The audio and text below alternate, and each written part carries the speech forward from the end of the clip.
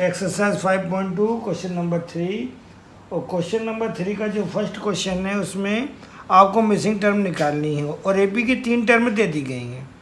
तो क्वेश्चन है आपका 2 और मिसिंग टर्म और 26। तो मान लेते हैं जो एपी है इसकी जो टर्म है वो है A1 A2 A3। Given term of AP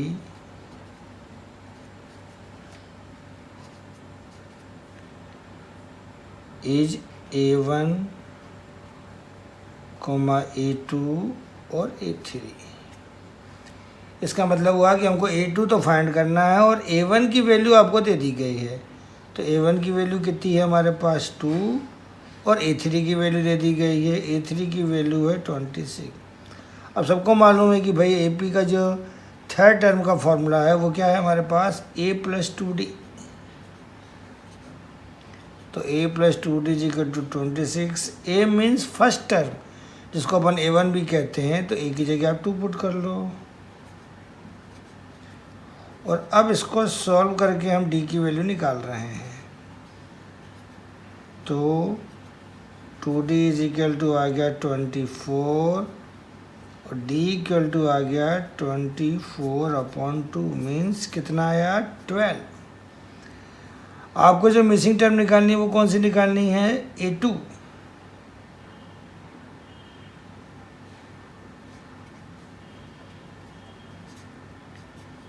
missing term A2 और A2 के लिए क्या लिखते हैं अपन A + D। A की वैल्यू 2 और D अभी आपने निकाला 12। तो लीजिए मिसिंग टर्म आ गई हमारी कितनी 14। तो ये था आपका क्वेश्चन नंबर फर्स्ट जिसमें हमको एक मिसिंग टर्म निकालनी थी। क्वेश्चन नंबर सेकंड में अब आपको 2 मिसिंग टर्म निकालनी है। तो आपको जो एपी दी गई है वो कौन कौन सी दी गई है। एक तो मिसिंग टर्म है ही हमारे पास, दूसरी टर्म दे दी गई है 13। फिर आपको एक मिसिंग टर्म निकालनी है और लास्ट की टर्म है 3। इसका मतलब है इसमें आपकी एपी की 4 टर्म हो गई।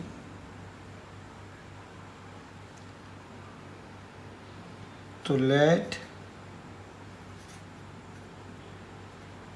Given term of AP is कौन कौन सी A1 A2 A3 और A4। कौन सी टर्म मालूम है आपको A2 मालूम है। तो A2 कितनी मालूम है हमको 13 और A2 means A + D। A + D = 13। Equation number first.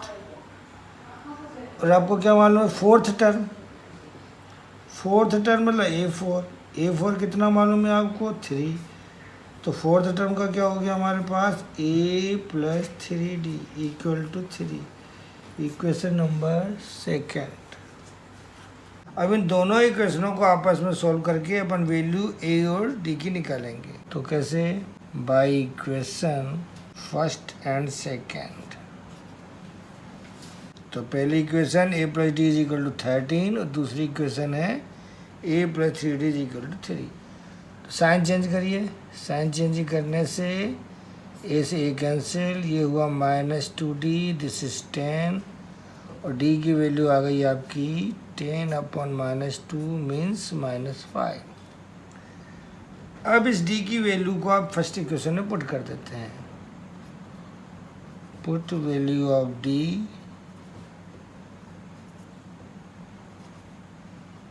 In equation first. तो फर्स्ट इक्वेशन क्या A + D = 13।